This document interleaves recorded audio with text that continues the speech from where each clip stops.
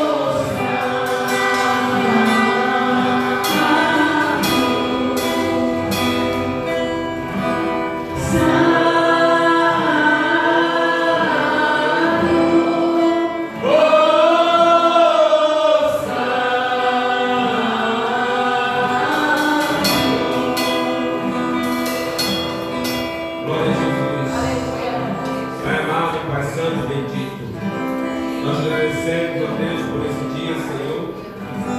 Te pedimos que a tua bênção esteja sobre essa nação, Senhor. Te pedimos, ó Deus, visita o Brasil, visita a Mato Grosso, o Pantanal, aquelas queimadas, Senhor. Vai chover, Deus, salva aqueles animais, Senhor. Salva a tua criação, ó Deus. Coloca sobre aquele lugar o sopro do teu Espírito, Senhor. Repreende aquelas queimadas, Senhor. Salva as florestas, os animais. É tua criação, Deus. Guarda o teu povo, guarda os idosos, as crianças. Guarda todos, ó Deus, que têm dificuldade de respiração por causa dessa pandemia, desse vírus, Senhor. Te pedimos que teu Espírito Santo, Senhor, possa estar visitando os doentes, os enfermos, os médicos, as famílias, o teu povo, Senhor. Imuniza o teu povo, imuniza essa nação. Oh Deus amado e bendito, o Senhor morreu por todos nós. E nós cremos no poder do teu sangue e na salvação, Senhor. Abençoa essa noite, esse lugar. Cura os enfermos. Restaura, Deus, os fracos. Fortalece os caídos. Em nome de Jesus, fortalece a nossa mente, Senhor.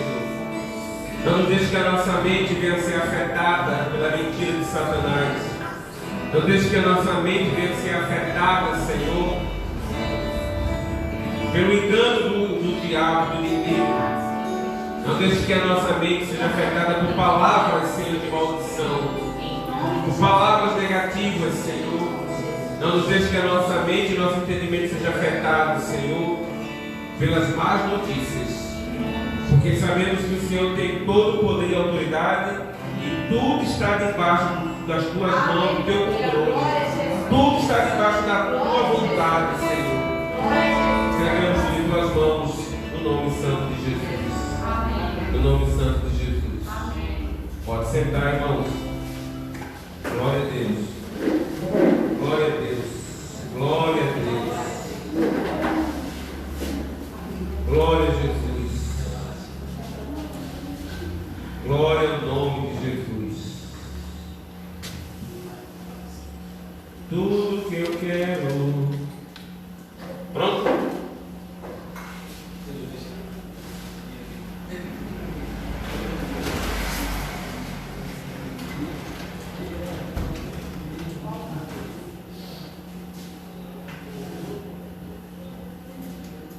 Glória a Deus. Boa noite, irmãos. Paz sejam com todos, amém? Glória a Deus. Irmãos, hoje nós vamos dar a última aula do nosso estudo sobre as grandes orações da Bíblia. Hoje é o último capítulo. Nós passamos durante toda parte da pandemia, todo o período da pandemia, nós estávamos estudando isso desde o começo, em que nós estávamos apenas por lives, e hoje nós vamos enfim terminar esse estudo sobre as orações, sobre aprendendo a orar com quem ora. Eu acredito que você deve ter aprendido muita coisa durante esses tempos, né? E como a gente teve a ideia inicial de começar a estudar esse assunto sobre oração, eu acredito que foi no tempo certo, foi no momento em que Deus queria que nós estivéssemos voltados para a oração, porque esse tempo em que nós estamos enfrentando, que nós ainda não terminou, as coisas não acabaram, ainda não chegou a vacina, as pessoas ainda não estão imunes, a circulação do vírus ainda não está baixa, então todo o cuidado que se deve ter tem que ser tomado. Então, assim, irmãos, é importante que nós tenhamos a consciência das coisas corretas. Amém, irmãos? Amém? E eu acredito, como eu falei, que todos tenham aprendido muito com as orações, as grandes orações da Bíblia. Antes de eu começar, eu quero orar mais uma vez. Feche seus olhos. Deus. Pai amado, nós te agradecemos, Senhor, por esse momento, por essa palavra. Nós estamos aqui, Senhor, para te ouvir, Pai. Espírito Santo, nos visite. Visite o nosso coração, Pai. Nos ajude a compreender a tua palavra. Que possamos, Senhor, sair dessa noite renovados por meio da tua palavra. Nós cremos, Senhor, que a renovação da mente vem através de uma inconformidade com este mundo. E que possamos, Senhor, a cada dia nos inconformarmos com a nossa vida que levamos, com a nossa sociedade, com quem nós vivemos e aonde nós estamos vivendo, que nós possamos nos sermos inconformados e não nos conformar, Pai, mas sim renovar a nossa mente, Pai, com a tua palavra todos os dias, em nome de Jesus Cristo. Amém e amém. Amém. O último capítulo do livro vai falar sobre a oração sacerdotal de Jesus. João capítulo 17. Você pode já deixar aberto aí na sua Bíblia. Abra em João capítulo 17. Você pode já deixar aberto.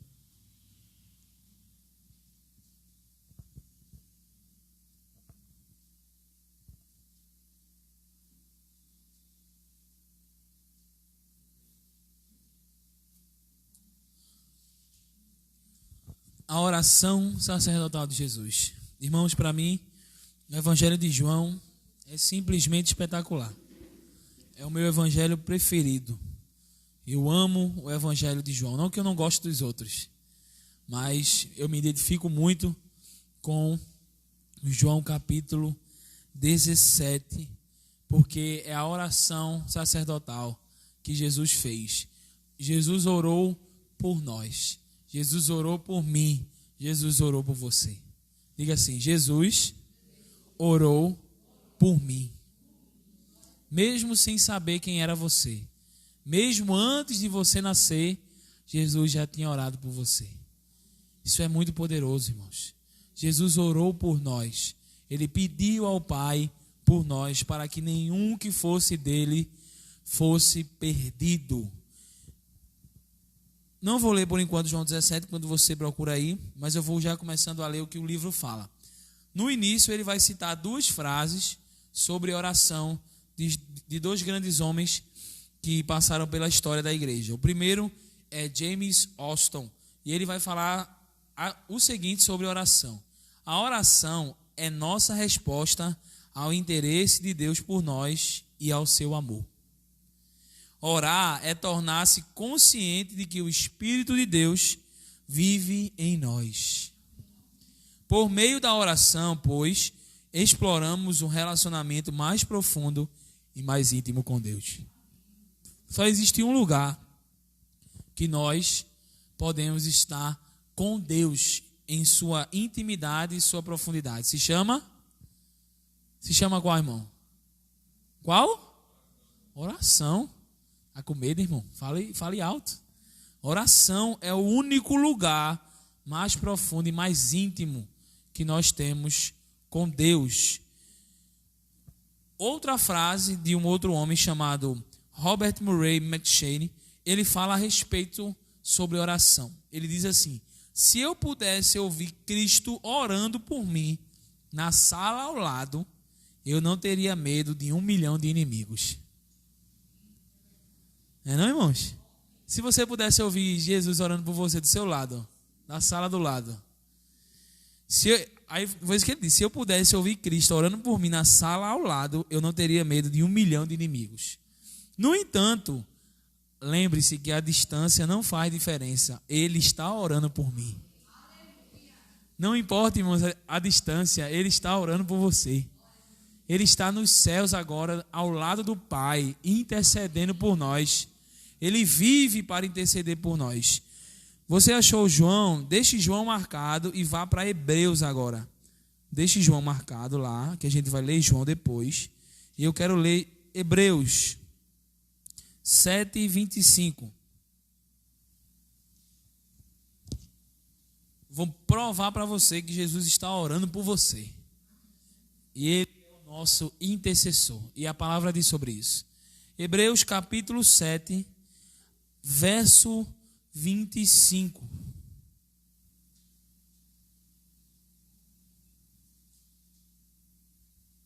Diz assim, ó: portanto, ele é capaz de salvar de uma vez por todas aqueles que se aproximam de Deus por meio dele, pois ele vive para sempre a interceder em favor deles. Jesus vive quando para interceder por nós? Para sempre. Jesus intercedeu por nós, intercede hoje e continuará intercedendo por nós. Ele continuará todos os tempos intercedendo por nós, pois Jesus está agora ao lado do Pai intercedendo por nós. E a pergunta que eu faço para você é: por que a gente vive mendigando oração se temos o próprio Jesus Cristo orando por nós? Por que nós vivemos sempre pedindo oração para as pessoas se nós temos o nosso Senhor orando por nós? Não é errado eu pedir para que alguém ore por mim. O errado é eu viver da oração dos outros. Nós não podemos viver da oração dos outros, irmãos. Sabe, irmãos, seria maravilhoso viver um ano debaixo da intercessão do seu pastor, não seria? Maravilhoso saber que todo dia o seu pastor está intercedendo por você. Irmãos, mas mais maravilhoso ainda é saber que Jesus vive para sempre a interceder por mim, a interceder por você. Ao aprendermos a orar, descobrimos que orar é amar. Diga assim: orar é amar. É um ato de ternura de filho para pai. Robert Brent e Zenas Bricht dizem assim sobre oração: antes de qualquer outra coisa, a oração é uma questão de amor. Não se trata de encontrar os métodos e as técnicas ou os procedimentos certos para persuadir Deus a fazer tudo aquilo que desejamos. Irmãos, oração não é método, oração não é estratégia, oração não é técnica. Veja, irmãos, a gente ensina como eu ensinei, um modelo de oração diário para você crescer em oração. Mas você não pode viver preso naquilo. Por quê? Porque se eu viver preso naquilo, se eu não fluir em Deus através daquilo, aquilo pode se tornar uma oração pagã, uma oração repetida. Pode se tornar uma oração repetida. Então, irmãos, a mais elevada forma de oração é a relação de amor entre dois corações, e de Deus. Quando nós oramos, os nossos corações se entrelaçam. Eu passo a ter um só coração com Deus, porque eu sinto o que Deus sente, eu ouço o que Deus ouve, eu vivo como Deus deseja que eu vivo, eu consigo obedecer facilmente a sua vontade, eu sou uma pessoa mais maleável, eu sou uma pessoa madura. Sabe, irmãos, maturidade não tem a ver com quantas vezes você já errou ou vai errar. Maturidade tem a ver com a sua obediência. Quanto mais obediente você for a Deus, isso prova que você é maduro. Porque maturidade não tem a ver com simplesmente não se ofender mais, mas principalmente obedecer. Quando eu obedeço, eu sim sou maduro. Aí ele fala, né? É a relação de amor entre dois corações, que batem como se fosse um. Andar com Deus na mais doce comunhão da oração é uma relação. A oração sacerdotal é a mais bela declaração de amor de Jesus pelo seu povo. É incrível. J.T. Menton diz: esta oração é um monumento permanente de afeto entre Cristo pela sua igreja. Essa é uma oração de amor entre Cristo e quem? E a sua igreja. A igreja é quem? A sua noiva. Trata-se da oração mais magnífica feita aqui na terra e registrada na Bíblia. Ela é curta, cerca de 650 palavras, e pode ser lida pausadamente em 6 minutos. Veja, você pode ler a oração sacerdotal de Jesus todo dia durante 6 minutos. O que é 6 minutos? Um tempo de 24 horas, irmãos. Nada, né? Ela é profunda e há mais de 2000 anos abençoa o povo de Deus. Ela é eterna, porque é a palavra de Deus e só será compreendida perfeitamente na eternidade. O título, a oração sacerdotal do Senhor de Jesus, só foi dado pela primeira vez pelo teólogo luterano David Chartres em 1530, entre 1530 a 1600. Ou seja, antes disso, não se tinha esse nome, oração sacerdotal de Jesus, mas se deu esse nome porque o próprio Jesus se dá como sacerdote no momento da oração, porque ele está sendo o mediador final, no processo final entre Deus, entre o homem e Deus. Ele está indo para a cruz. A oração sacerdotal de Cristo é chamado em latim de o Sanctus Sanctorum da Bíblia. Diga essa palavra, Sanctus Sanctorum. Que palavra bonita, né? Sanctus Sanctorum. Você aprendeu uma palavra bonita hoje. Você pode dizer que isso não sair daqui, você aprendeu uma palavra em latim. Isso é a palavra em latim, que significa Santo dos Santos, ou Sagrado dos Sagrados, ou um lugar sagrado, um lugar santo. Ou seja, a oração de Jesus é o Santo dos Santos da Bíblia. É um dos lugares mais, sabe, irmãos, perfeitos das Escrituras. Chegou a hora do sacrifício, o dia da expiação. Jesus contempla a cruz e vai em sua direção. Tal como o sumo sacerdote fazia no Antigo Testamento, ele vai entrar no Santo dos Santos para oferecer o sacrifício único, eficaz e definitivo pelo pecado das suas ovelhas. É isso que o Senhor foi fazer. A oração dele é como se ele estivesse entrando no Santo dos Santos para oferecer de vez a sua vida por nós. Porque ele é tanto o sacerdote quanto o cordeiro. Ele é tanto o ofertante quanto a oferta. E ele nos chama para ser assim também. Nós não somos simplesmente aqueles que dão, nós somos aqueles que são. Será que você me entendeu? Nós não somos simplesmente aqueles que dão, nós somos aqueles que são. Você não só dá, você é. Deus nos chamou para sermos o sacrifício vivo, santo e agradável a Deus. Então você é sacerdote e também a oferta. Você é a ovelha e também o sacerdote. Aí ele diz: ele vencerá o mundo, o diabo, o pecado e a morte. Ele vai rasgar o véu do santuário e transformar os filhos em sacerdotes do rei. Tendo Jesus falado estas coisas, os capítulos 13 a 16 do Evangelho de João são as palavras que Jesus falou a seus discípulos na noite em que ele foi traído. Muita gente acha assim, mas quando você lê os evangelhos, tem gente que acha que aquilo aconteceu primeiro, depois de não sei quantos dias aconteceu. Não. Quando você lê João, dos capítulos 13 a 16, foi tudo numa noite.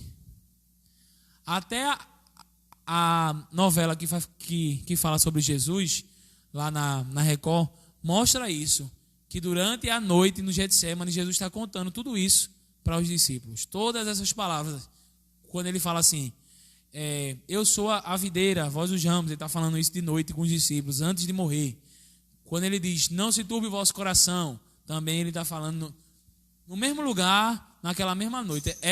São os últimos sermões de Jesus, são os últimos ensinamentos de Jesus para fortalecer os discípulos para aquilo que iria vir. Por isso que no capítulo 16 ele encerra falando sobre o Espírito Santo. E ele fala que o Espírito Santo virá como o Consolador. Ele vai, mas o Espírito Santo fica. Amém, irmãos? Ele diz, ele termina o seu discurso aos discípulos com uma oração, no capítulo 17. No discurso, Jesus exerce o papel de profeta, revelando a vontade de Deus aos homens. Na oração, ele assume o papel de sacerdote, levando as necessidades dos homens à presença de Deus. Vamos ler então a sua oração. João capítulo 17, dos versos 1 ao 26. Vamos ler.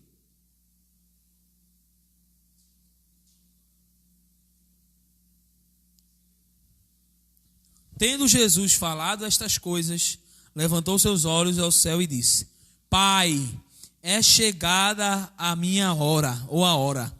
Glorifica o teu Filho, para que o Filho te glorifique a ti. Assim como lhe conferistes autoridade sobre toda a carne, a fim de que ele conceda a vida eterna a todos os que lhe deste. E a vida eterna é esta, que te conheçam a ti, o único Deus verdadeiro, e a Jesus Cristo a quem enviastes. Essa é a vida eterna, irmãos. Eu te glorifiquei na terra, consumando a obra que me confiastes para fazer. E agora glorifica-me, ó Pai, contigo mesmo, com a glória que eu tive junto de ti, antes que houvesse o mundo. Manifestei o teu nome. Isso é Jesus orando, viu, irmão? Manifestei o teu nome aos homens que me deste no mundo. Eram teus. Tu nos confiaste e eles têm guardado a tua palavra. Agora eles reconhecem que todas as coisas que me tens dado provém de ti, porque eu lhes tenho transmitido as palavras que me destes, e eles as receberam e verdadeiramente conheceram que eu vim de ti e creram que tu me enviastes. É por eles que eu rogo, não rogo pelo mundo, mas por aquele que me deste. As pessoas, Jesus está orando pelo mundo, né? Jesus diz assim: eu rogo por eles, não estou rogando pelo mundo. Eu não oro pelo mundo, eu oro por aqueles que o Senhor me deu. Ou seja, nós, aqueles que encontraram com Ele. Não rogo pelo mundo, mas por aqueles que tu me destes, porque são teus. Ora, todas as minhas coisas são tuas, e as tuas coisas são minhas, e neles eu sou glorificado. Já não estou no mundo, mas eles continuam no mundo, ao passo de que eu vou para junto de ti, Pai Santo. Guarda-os em teu nome, que me destes, para que eles sejam um, assim como nós. Veja que Jesus orou por nós, para que Ele nos guardasse, que o Pai nos guardasse. Quando eu estava com eles, guardava-os no teu nome, que me destes, e protegi-os, e nenhum deles se perdeu, exceto o filho de quem? Da perdição, Judas, para que se cumprisse a escritura. Ele não fala Judas aqui, irmãos, ele diz só filho da perdição, mas a gente sabe quem era.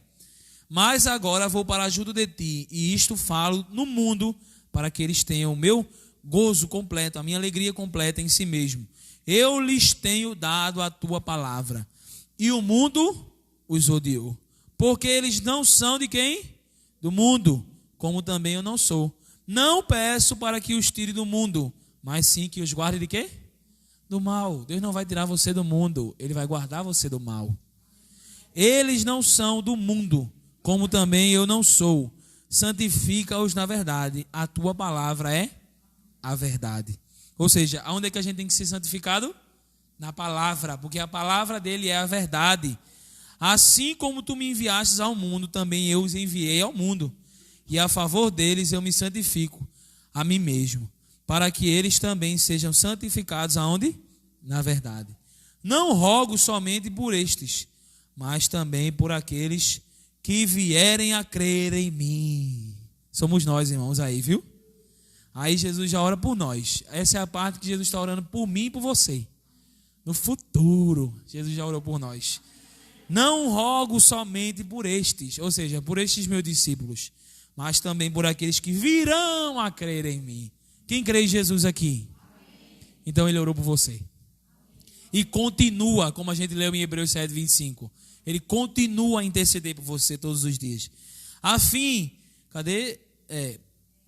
virem a crer em mim, por intermédio da sua palavra, a fim de que todos sejam um, irmão. Isso é muito poderoso.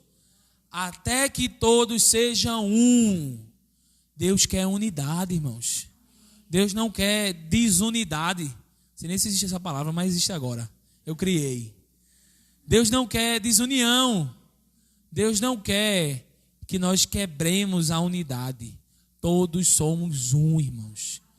Ele quer que nós sejamos um, como Ele e o Pai são um. Sermos um com Ele, irmãos. Em um relacionamento, mas isso só se é conquistado através de quê? De intimidade, irmão. A fim de que todos sejam um, e como és tu, ó Pai, em mim e eu em ti, também sejam eles em nós, para que o mundo creia que tu me enviastes. Eu lhes tenho transmitido a glória que me tem dado, para que sejam um, como nós o somos. Veja que Jesus sempre enfatizando, para que sejam um, como eu e o Senhor é. Eu neles e tu em mim. Eu neles e tu em mim, a fim de que sejam aperfeiçoados na unidade, para que o mundo conheça que tu me enviastes e os amastes, como também amastes a mim. Pai, a minha vontade é que onde eu estou, estejam também comigo os que me deste, para que vejam a minha glória que me conferistes, porque me amastes antes da fundação de quê? Do mundo. Pai justo, o mundo não te conheceu, eu porém te conheci, e também estes compreenderam que tu me enviastes. Eu lhes fiz conhecer o teu nome e ainda o farei conhecer, a fim de que o amor com que me amastes, irmãos, estejam neles. Isso é poderoso demais, irmãos. A fim de que o amor que me amastes esteja nele. Irmãos, que amor é esse? Esse é o amor que ele quer passar para nós. E eu neles esteja. Amém, irmãos? Nós lemos a oração sacerdotal de Jesus. Isso você tem que fazer todo dia, irmão. Você tem que tirar um minutinho assim e sempre estar lendo e orando. Lembra que eu ensinei para vocês a como orar lendo a palavra? É orar lendo a palavra. Como é que eu oro lendo a palavra, Tiago? Pegue o texto da Bíblia e comece a ler. E você vai parando. E aí você vai...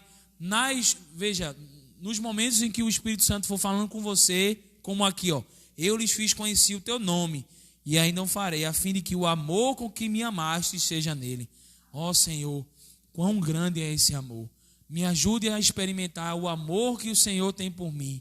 O amor que o Pai te amou é o mesmo amor que você tem por mim. Então você começa a orar a Bíblia, a orar a palavra. Nós só vamos crescer em oração. Nós só vamos ter intimidade com Jesus. Nós só vamos estar mais próximos dele se nós tivermos intimidade.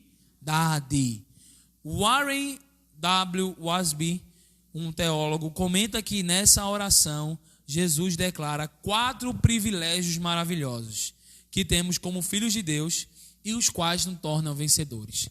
Na oração sacerdotal de Jesus nós temos 4 privilégios. O primeiro é: compartilhamos a sua vida. Diga assim: compartilhamos a sua vida. Segundo privilégio: conhecemos o seu nome. Diga comigo: conhecemos o seu nome. Terceiro: temos a sua palavra. Diga. E por fim, quarto: compartilhamos de sua obra. Diga isso. De sua obra. Então esses são os 4 privilégios que nós, como filhos de Deus, recebemos na oração sacerdotal de Jesus. Nós compartilhamos a sua vida, conhecemos o seu nome, temos a sua palavra e compartilhamos de sua obra. William Hendricks diz: a oração é uma unidade. Seu tema, do começo ao fim, é a missão de Jesus Cristo e os seus seguidores na terra até a glória de Deus. Amém, irmãos? A oração sacerdotal de Jesus é uma unidade que se divide em 3 partes. É isso que hoje, nesse momento da aula, que eu vou explicar para vocês quais são essas 3 partes. Eu vou passar bem resumido porque é muito esticado, mas eu vou só passar para vocês quais são essas 3 partes que traz a unidade na oração sacerdotal de Jesus. A primeira parte é: Jesus ora por si mesmo e diz ao Pai que conclui a sua obra aqui na terra. O primeiro ponto é esse: Jesus orou por ele próprio. Ele começa orando por si. Depois, Jesus ora pelos seus discípulos, pedindo ao Pai que os guarde e os santifique. E terceiro, Jesus ora por nós, pela sua igreja, pedindo unidade. Vamos analisar então essas 3 divisões. Primeira parte, muito importante da oração sacerdotal de Jesus. Jesus ora por si mesmo. E o que ele ora por si mesmo? Por que Jesus vai orar primeiro por si mesmo? E aí, lendo João capítulo 17, a gente vai entender. Volte lá para o capítulo 17, para o verso 1 de novo. Tendo Jesus falado estas coisas, levantou os olhos ao céu e disse: Pai, é chegada a hora. Ele começa falando isso. Pai, é chegada a hora. Eu estou aqui. Glorifica o teu filho. Me usa. Glorifica o teu filho. Eu estou aqui para que o filho glorifique a ti. Assim como lhe conferistes autoridade sobre toda a carne, a fim de que ele conceda a vida eterna a todos que lhe deste. E a vida eterna é esta, que te conheçam a ti, o único Deus verdadeiro, e a Jesus Cristo a quem enviastes. Qual é a vida eterna, irmão? O que é a vida eterna? Se alguém perguntar para você, o que é a vida eterna? Você responde, que conheçam a ti, o único Deus verdadeiro, e a Jesus Cristo a quem enviaste. Isso é a vida eterna. Vida eterna é conhecer a Jesus. Vida eterna é conhecer a Deus. Irmão, você imagina passar a eternidade conhecendo Jesus?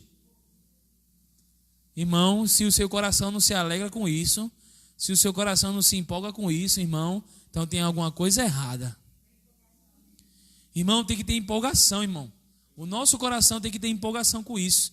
Porque a vida eterna não é ficar no céu com a veste branca, tocando harpa e dizendo só, santo, santo, aleluia, aleluia. Não, irmão, não é só isso, não. E primeiro, irmão, você não vai morar no céu, você sabia disso? Já dou logo a facada. Que mentira, que heresia é essa? Você sabia que você não vai morar no céu? Mas todo mundo quer morar no céu, né? A gente vai morar onde, Tiago, então? Vamos morar em Deus. Ele é a nossa habitação. Irmãos, o céu, o lugar aonde aqueles que morrem em Cristo vão, é só um local temporário. É uma casa temporária. Porque aquele lugar vai descer. Vai descer a terra. A gente vai morar onde? Aqui, ó. A gente vai morar aqui na terra. Veja que confusão, não foi? Confusão agora, a mente de você deve ter entrado em choque. Irmão, sabe por quê? Veja, o céu é um lugar temporário. Porque quando Jesus voltar, ele desce com os seus anjos. E aqueles que morreram em Cristo, não desce com ele, ressuscita. Você consegue entender isso? Aqueles que morrem com Cristo, não vai descer quando ele vir. Quando Jesus voltar, ele desce com os seus anjos. Ele não desce com aqueles que morreram com Cristo. Os que morreram em Cristo ressuscitarão primeiro. Se nós morrermos e não virmos a volta de Jesus, então nós vamos, quando Jesus voltar, nós vamos ressuscitar nesse corpo aqui, só que nesse corpo glorificado. A gente ressuscita, e aí quando ressuscitar, a gente vai ser glorificado. Esse corpo vai ser glorificado. Então, Deus desce, Jesus vai descer e vai reinar primeiro por 1000 anos nessa terra. Jesus vai reinar por 1000 anos nessa terra. Aí você diz, Tiago, mas como assim 1000 anos? É 1000 anos mesmo, literal? 1000 anos mesmo. Quem aqui já leu Gênesis? Você leu lá em Gênesis, que diz assim, e Adão viveu 900 e poucos anos. E Matusalém viveu 900 e poucos anos. Irmãos, eles viveram quase 1000 anos, irmão.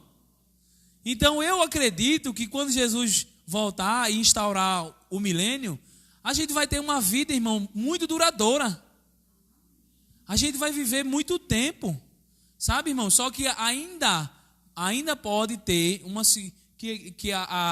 lá em Apocalipse fala, a segunda ressurreição, que é aqueles que morreram nesse período, porque a gente, beleza, tá lá, tudinho, com esse corpo glorificado, mas é um corpo restaurado, até que Deus desça completamente, porque Jesus, quando vier reinar no milênio, ele vai preparar o lugar, a terra, para Deus em pessoa, irmão, descer. Você tem noção do que é isso, irmão? Deus Pai vai descer e vai habitar entre o seu povo. Depois você vai ler Apocalipse capítulo 21 e 22. Leia depois. Leia 20, 21 e 22. Os 3 últimos capítulos de Apocalipse. 20, 21 e 22. E aí você vai ver lá que os céus vão descer. Céu e terra vão se encontrar. E ele vai instaurar a cidade santa. A nova Jerusalém. Que desce da parte de Deus. Em que Deus vai vir habitar no meio do seu povo. Não é Jesus simplesmente como um homem Deus, mas é o próprio Deus Pai descerá para habitar conosco. E então viveremos para sempre. Amém, irmãos? Mas isso tem que empolgar você. Viver a eternidade tem que empolgar o seu coração. Quem assistiu o último capítulo ontem de Apocalipse? Todo mundo assistiu, não foi? Ô, irmão, aquilo ali eu concordo, irmão. Daquele jeito ali. No final é aquele jeito ali. Eu posso ter algumas ressalvas antes, mas o final é aquele ali. Daquela forma, o anticristo será destruído. O falso profeta será jogado no lago de fogo. Aqueles que receberem a marca da besta também serão mortos. É Jesus quem vai matar, viu, irmão? Mas Jesus não ama, né? Ixi, e agora? Deu ruim. Jesus não é amor, né? Quando ele voltar, você vai ver o amor, viu? Esteja pronto não. Para você não, porque o mesmo que ama é o mesmo que exerce a sua justiça. E ele é justiça própria. Ele é a justiça de Deus. Amém, irmãos?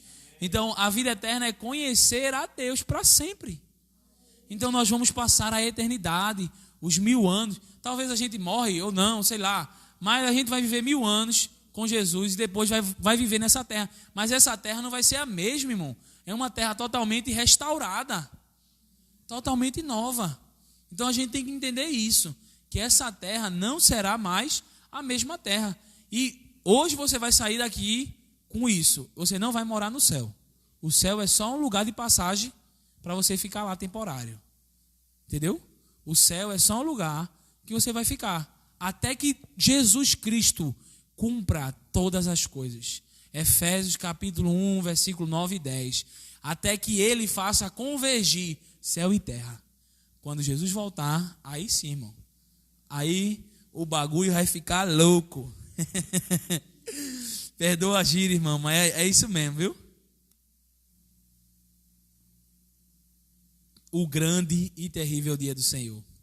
Quem suportará esse dia? E ele diz, eu te glorificarei na terra, consumando a obra que me confiaste para fazer. E agora, glorifica-me, ó Pai, contigo mesmo, com a glória que eu tive junto de ti, antes que houvesse o mundo. E aí, irmãos, aqui, nessa primeira parte, sobre Jesus ora por si mesmo, ele vai falar sobre 6 importantes trechos que Jesus ora por você. E aqui eu só vou falar só sobre os tópicos. Primeira coisa, Jesus ora. Quem ora? Jesus. Jesus começa a sua oração. Jesus começa a falar, Pai, eu estou aqui. Jesus é quem ora. Segundo, como ele ora? Como é que Jesus ora? Erguendo os olhos aos céus. Que é como começa o versículo. Tendo Jesus falado essas coisas, levantou os olhos ao céu e disse, Pai, chegou a hora. Ele começa orando. Então, segundo, como ele ora? Ele ora elevando os olhos aos céus, até o trono de Deus. Terceiro, a quem Jesus ora? Para quem Jesus está orando? Para o Pai. Ao Pai. Jesus ora ao Pai. Quarto, quando ele ora? Jesus ora na hora determinada da sua morte. É a última oração de Jesus. Na verdade, penúltima, né? Vamos dizer, porque teve o Getsemane ainda. Mas isso aqui é a preparação. Então, quando ele ora? Na hora determinada da sua morte. Quinto, pelo que Jesus orou? Por que Jesus orou? Pelo que primeiro? Para a sua glorificação. Pai, glorifica o teu filho. Glorifica o teu nome. Sexto, por que ele ora? Ele ora porque estava concluindo a sua obra. Amém, irmãos? Primeiro, Jesus orou por quem? Por si.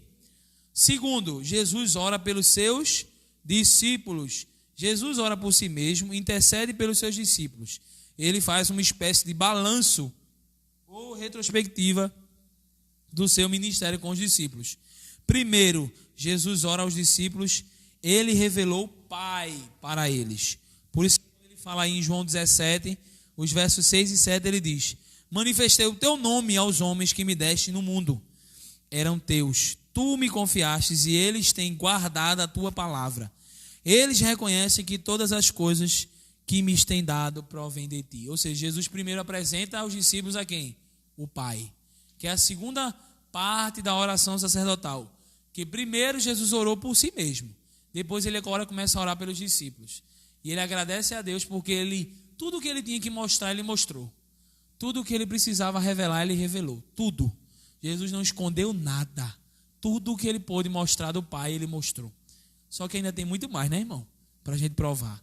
Segundo, ele transmitiu ou entregou a palavra de Deus a eles. Jesus diz que não negou nenhuma palavra, porque eu lhes tenho transmitido as palavras que me deste, e eles as receberam, e verdadeiramente conheceram que saí de ti, e creram que tu me enviastes. Eu lhes tenho dado a sua palavra, e o mundo os odiou, porque eles não são do mundo, como também eu não sou. Você não é do mundo, viu? Lembre disso. Segunda forma que ele orou pelos discípulos foi para isso, para que ele transmitiu a palavra, ou seja, ele diz ao Pai: Pai, eu mostrei quem o Senhor era. Segundo, agora eu mostrei as tuas palavras. Tudo que o Senhor me confiou, eu confiei a eles. Terceiro, ele orou intercedendo ao Pai por eles. Ele intercede, ele ora intercedendo ao Pai, ou seja, ele pediu ao Pai para que eles sejam guardados, que é quando ele fala: Pai Santo, guarda-os. Quando ele diz assim na oração sacerdotal, em João 17, que ele fala: Pai, eu os peço que não os tire do mundo, mas que os livre de quê? Do mal. Que os livre do mal. Então foi para isso. Por enquanto aqui, irmãos, Jesus orou pelos discípulos. Serve para a gente também, Tiago? Serve. Nós somos discípulos de Jesus também, só não na mesma era, mas isso também serve. Então, de certa forma, Jesus também orou por nós, mas ele vai confirmar isso no terceiro ponto. E o quarto ponto da oração que Jesus orou pelos discípulos foi que ele os protege, ou seja, ele disse: eu os protegi, eu os mantive comigo, todos aqueles que tu me deste, eu não perdi nenhum, a não ser quem? O filho da perdição, é o que ele fala. Ele os protegeu, com exceção de Judas. Quinto, ele se santifica em benefício deles. Jesus se santificou em benefício dos seus discípulos, porque a morte de Jesus trouxe santidade aos seus discípulos. E por último, sexto, ele os envia ao mundo. Jesus nos enviou ao mundo, irmãos, para pregarmos esse evangelho, para compartilharmos o coração do Pai. Não podemos ficar o quê? Calados. E por último, primeiro, como eu falei, Jesus orou por si mesmo. Segundo, Jesus ora pelos seus discípulos. E agora, Jesus ora pela sua igreja. A terceira parte da oração de Jesus é uma intercessão por toda a igreja, por nós. Não rogo somente por estes, mas por aqueles que vierem a crer em mim por intermédio de sua palavra. Irmão, toda vez que você se sentir triste, cabisbaixo, angustiado, sofrendo, lembre-se: Jesus orou por mim. E continue lembrando: Jesus ainda ora por mim. Sabe por que você ainda não desistiu? Sabe por que ainda você não se entregou? Sabe por que você ainda não abandonou as coisas? Porque Jesus está orando por você. É simples. Aí a pessoa diz: não, eu não desisti porque eu sou forte. Não. Você é fraco. Porque ele diz que na fraqueza ele aperfeiçoa a força dele. Então ele sabe por que você ainda não desistiu, irmão? Sabe por que você já enfrentou tantas lutas, tantos problemas e ainda enfrenta, mas vence? Porque Jesus está orando por você. Jesus está intercedendo por nós. Ele pede por aquelas ovelhas que ainda serão conduzidas pelo pastor. Ao aprisco, Jesus não ora pela igreja institucionalizada. O que é isso, Tiago? Ele não ora pelas denominações. Jesus não está orando por placa: Senhor, abençoa a igreja quadrangular. Não é isso que Jesus está pedindo. Jesus está orando pela sua igreja. Igreja não é placa, irmão. Igreja não é placa. Igreja não é templo. Igreja não é estrutura. Igreja não é denominação. Igreja é você e eu. Nós somos a igreja de Jesus. A gente precisa entender isso. Se a mente da gente estiver liberta para isso, irmão, nós seremos livres. Mas pelas pessoas que receberão a fé salvadora. Ele ora ao Pai pedindo três coisas. Jesus ora ao Pai pedindo três coisas para nós. E o que é que Jesus pede por nós? Para eu encerrar aqui. Primeiro, ele pede ao Pai que una a sua igreja. O que é que ele diz? A fim de que todos sejam um. E como és tu, ó Pai, em mim e eu em ti, também sejam eles em nós, para que o mundo creia que tu me enviaste. Deus quer o que, irmão, de nós? Unidade. E a unidade, irmão, não começa com placa X e placa Y, denominação X e denominação Y se juntando. Não é só sobre isso que Jesus está falando. Jesus quer isso também. Mas a primeira coisa é que nós nos unamos aqui. Ele quer que nós sejamos um. Então a gente precisa deixar a indiferença de lado. Ninguém é melhor do que ninguém. Paulo diz assim: se considere inferior do que o outro. Sempre levante a bola do seu irmão. Sempre que seu irmão vier assim, bonito, mais bonito que você, né? Porque tem gente que, né? Chega, vem a amostra. Parece o pavão, né? Já viram aquele pavão? Chega, vem aquele pavão para a igreja.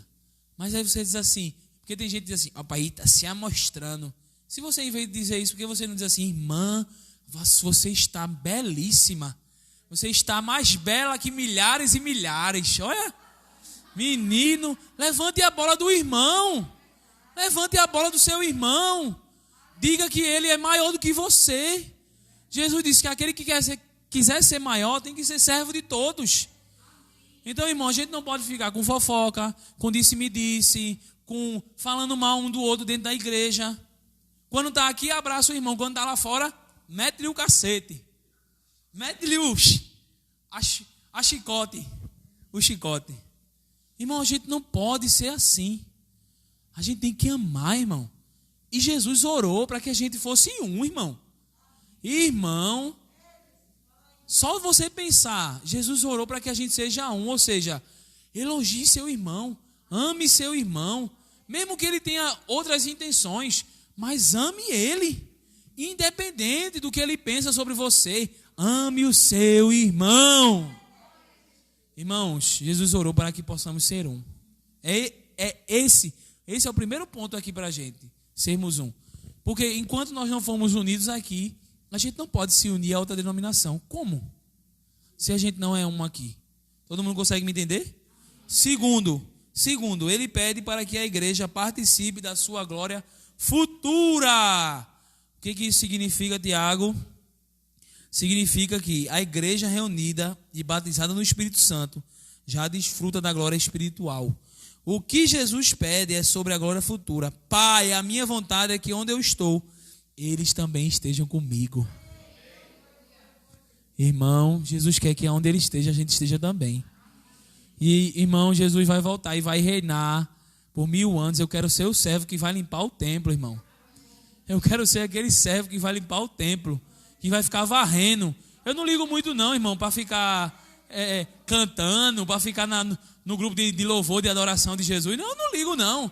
Irmão, eu estando lá, com a vassourinha na mão e só adorando Jesus. Eita glória! Irmão, é bom demais, irmão. Eu não ligo não, tá tocando, tá cantando. Não, irmão, se me der uma vassourinha. Oxa aí. Agora, irmão, tu imagina. Irmão, pensa aqui comigo, irmão, sério, pensa aqui comigo agora. Somente os diáconos e a diaconisa. Lembra? Veja, você vai varrer o templo do Senhor.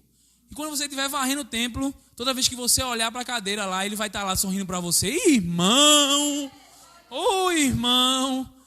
eu estou varrendo o templo de Jesus. Quando eu olho, ele está lá. Eita, meu filho, bom trabalho. Poxa. Mas sabe, irmão, eu começo a viver isso de agora. Quando eu limpo o chão da igreja, quando eu limpo o banheiro da igreja, quando eu venho fazer a limpeza, eu tenho que fazer a limpeza como se eu estivesse lá. Eu vou estar no templo em Jerusalém, varrendo o chão de Jesus. Vou estar lá e você vai estar comigo lá. Eu me empolgo com essas coisas, irmão. Mas lembre-se, você vai participar da glória futura com Deus. Irmãos, ele disse: aonde eu estiver, você vai estar comigo. E por último, ele pede para que ele pede para que a igreja conheça e desfrute do seu amor por ele. Amém, irmãos? A minha hora já chegou ao fim, mas, irmãos, viva isso, irmão. eu me empolgo quando eu começo a falar. Quando eu começo a falar do futuro, do que eu vou viver com Jesus, irmão, você não tem noção. Porque isso é empolgante. Sabe, irmão, só de pensar no que vai acontecer naqueles dias com Jesus é o que mais me alegra. Porque eu vivo como se eu estivesse naquele lugar. Então a minha vida hoje corresponde àquele dia. Eu vivo pensando naquele dia. Todo dia eu acordo de manhã, Maranata. Maranata. Eu olho para o céu, Senhor, vem logo. Senhor, já estou com a expectativa. Já estou aqui esperando só o Senhor vir. E eu estou vivendo todos os dias, lutando, Senhor, todos os dias. Porque eu sei que eu sou falho, pecador. Mas o teu amor é maravilhoso. Amém, irmãos? Deixa eu orar por você. Pai amado, nós te exaltamos e te agradecemos, Senhor, por esse momento, por essa palavra maravilhosa, por esse encerramento desse estudo, Pai. Senhor, que as tuas palavras possam, Pai, serem eternizadas em nosso coração. Que possamos, Pai, ter no nosso coração essa oração, a oração sacerdotal de Jesus, e entender que o Senhor orou para que sejamos um, Pai, como o Senhor é com o Pai e com o Espírito. Como vocês três são, assim nós também estaremos contigo, Pai. Espírito Santo, nos conduza a viver em união, nos leve a viver em unidade, nos leva a viver em intimidade, esperando e apressando a vinda do Senhor, vivendo hoje, esperando com as expectativa e fazendo de tudo para Ele vir logo, fazendo de tudo para que Ele venha hoje, para que Ele venha hoje ainda, se possível, vivendo uma vida que espera como se Jesus fosse voltar no mesmo dia.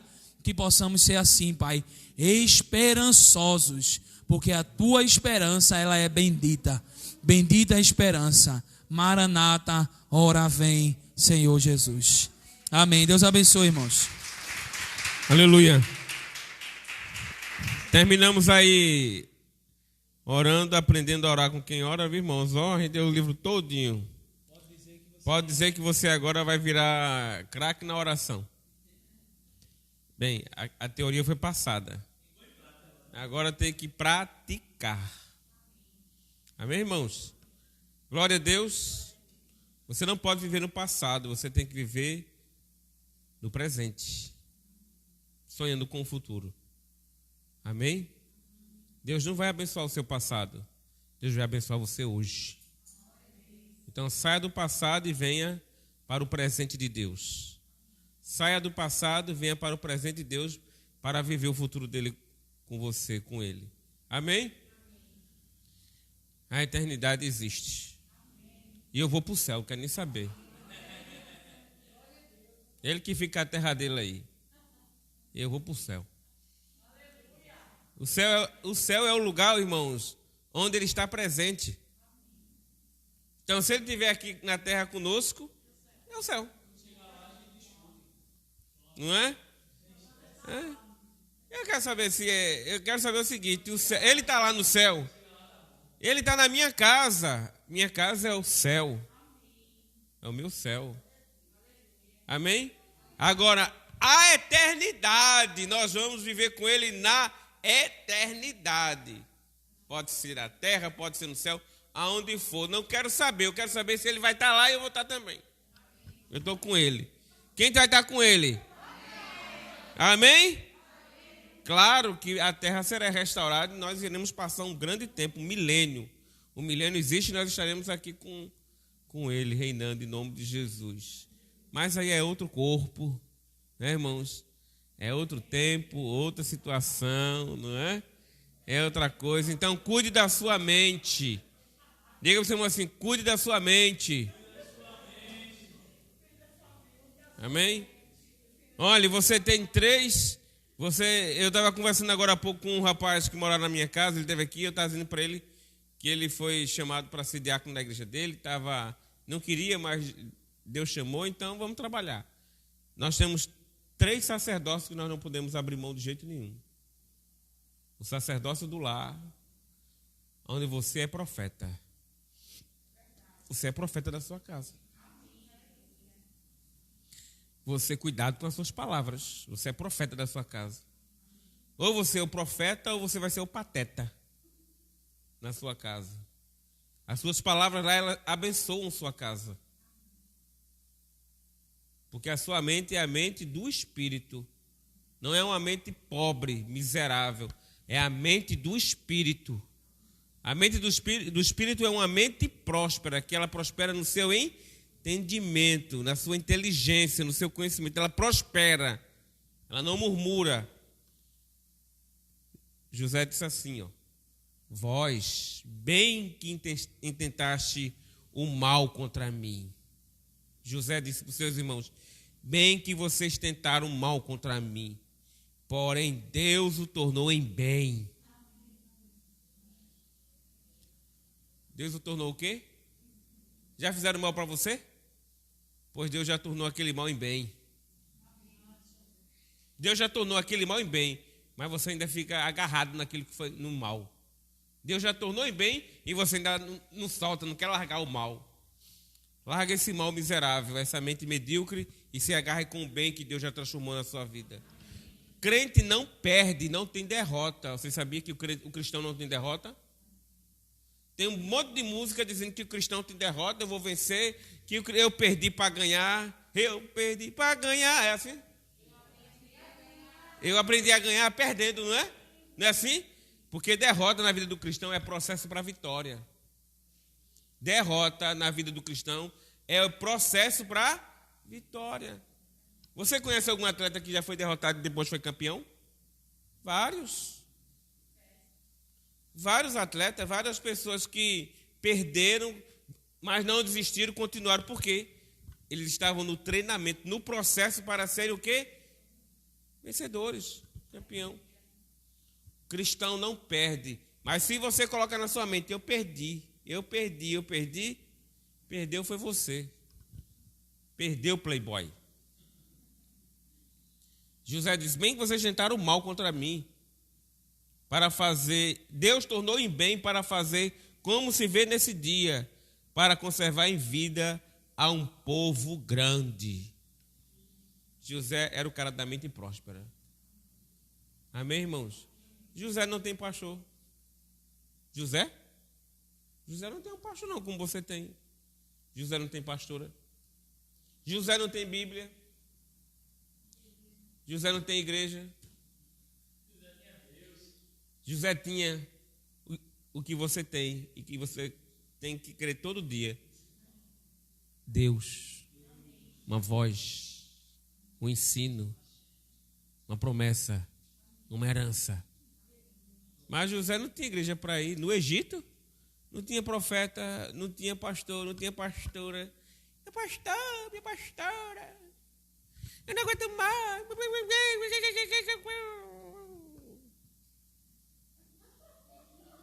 Sai dessa casca, irmão. Sai desse ovo, pelo amor de Deus. Sai desse túmulo. Não é? Parece que está dentro do túmulo. Me tira daqui. Você, Deus já lhe deu uma mente vencedora. Uma mente e um entendimento. Agora, isso tem que se comportar nas suas atitudes. Isso tem que se comportar nas suas atitudes. José foi vendido pelos irmãos. Você suportaria ser vendido pela sua própria família? Rejeitado pelos seus irmãos? Rejeitado, mas eles não sabiam que eles estavam consagrando José. Quando eles mataram aquele animal e mancharam aquela veste de sangue, eles estavam pré-anunciando a vitória de José. Quando eles mataram aquele animal, mancharam a roupa de José, a túnica de José, e levaram ensanguentada, eles estavam profetizando a vitória sobre a vida de José. Porque sem derramamento de sangue não há remissão de pecado. Você aguentaria ser rejeitado? Falando mal de mim, pastor. Torne isso em bênção. Me ofenderam, pastor. Torne isso em bênção. Me ofenderam, eu estou abençoando. Porque a minha mente não é igual de quem me ofendeu. Eu tenho uma mente próspera. Quem está entendendo, irmãos? Assim você vai mudar. Porque você tem um sacerdócio do lar, você tem um sacerdócio da igreja, porque você é um sacerdote da igreja. Você serve sua casa, você serve a igreja e você serve os seus amigos, as pessoas, seus vizinhos. Então nós temos 3 sacerdócios: os amigos que nós temos que servir, as pessoas que nós temos que abençoar, a casa e a igreja. Vendido pelos irmãos, quando ele melhorou um pouquinho, vocês sabem a história, a mulher de Potifar deu em cima dele e ele fugiu. Por que ele fugiu? Porque ele tinha uma mente próspera. Sim, eu vou me trocar com... Não, Deus tem mais para mim.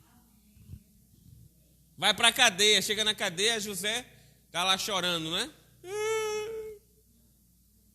Eu aprendi a sonhar. José está lá na cadeia. Estava tão bem, Jesus.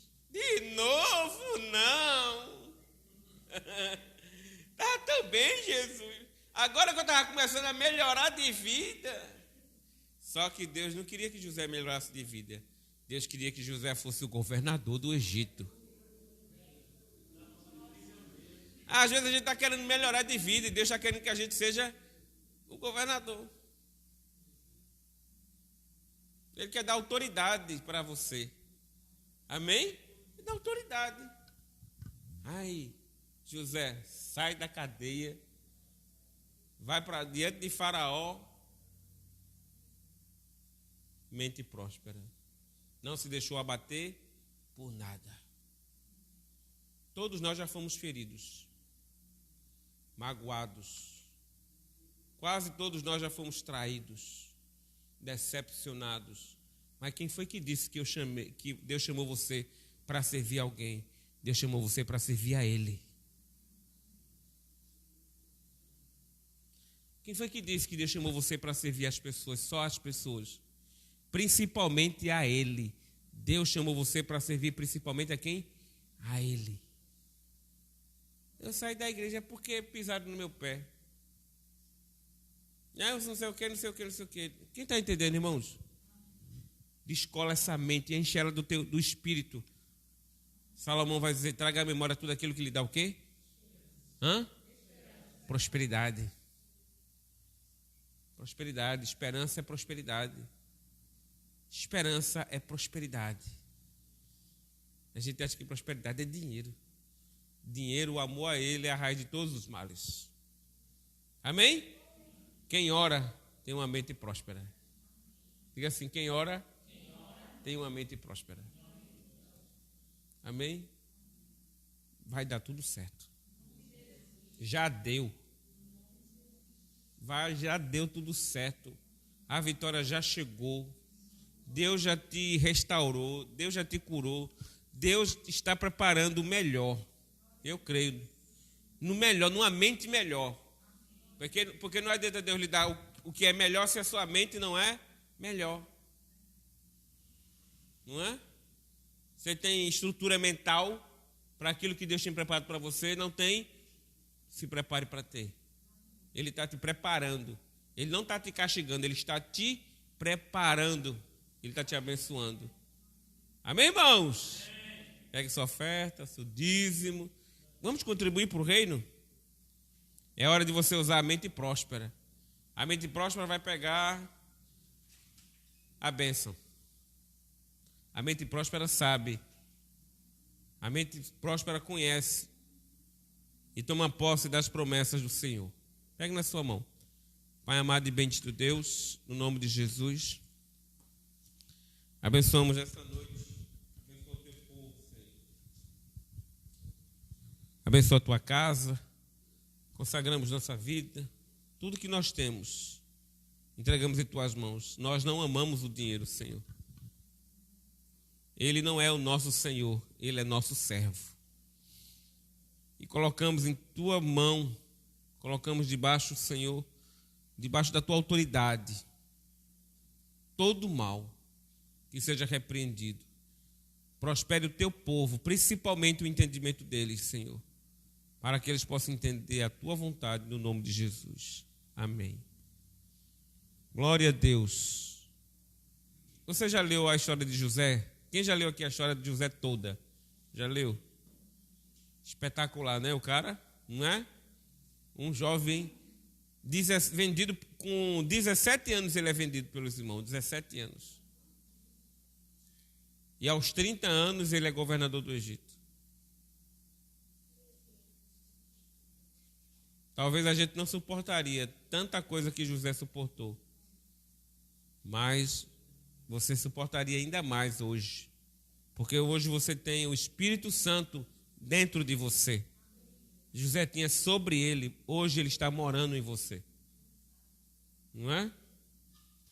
Não é, irmãos? Sem mimimi. Diga para vocês, irmãos, assim, deixa de mimimi e vamos remar. É assim, quem fica no mimimi, acaba no mimimi. Diga assim, mas quem rema, chega do outro lado. Oh, glória. Vamos ficar em pé? Vamos para casa? Deus abençoe sua vida. Deus abençoe o seu entendimento. Deus abençoe seu lar, seu trabalho. Viu, Wellington? Deus trabalha o seu Wellington. Estou esperando você aqui de manhã para a gente orar. Deus abençoe você. Em nome de Jesus. Sua casa, sua família, tudo que você tem, seja abençoado pelo sangue de Jesus. E Deus abençoe todos vocês, irmãos. Amanhã no trabalho, na rua, onde estiver, falem e orem. Manifestem um entendimento próspero. Manifestem um entendimento que é a mente de Jesus. Abençoe as pessoas. Abençoa, Senhor, a Lúcia, que saiu hoje de uma cirurgia, né? Já está em casa. A pastora passou o dia todinho lá hoje com ela. A pastora quando morrer, vai ter que ser canonizada. Vamos canonizar, vamos canonizar. E te pedimos que o Senhor possa abençoar a recuperação de Lúcia, a cirurgia dela. Colocamos ela sob os teus cuidados. Já sabemos que o Senhor já deu a vitória. Que o Senhor está cuidando de tudo. Leva-nos em paz. Nos dê uma noite tranquila, um sono reparador. E que ainda hoje o Senhor possa falar conosco. Fale conosco ainda hoje, Pai. No nome santo de Jesus. Amém. Boa noite, irmãos. Deus abençoe vocês. Vão em paz. Amanhã eu estou aqui 9 horas para a gente orar.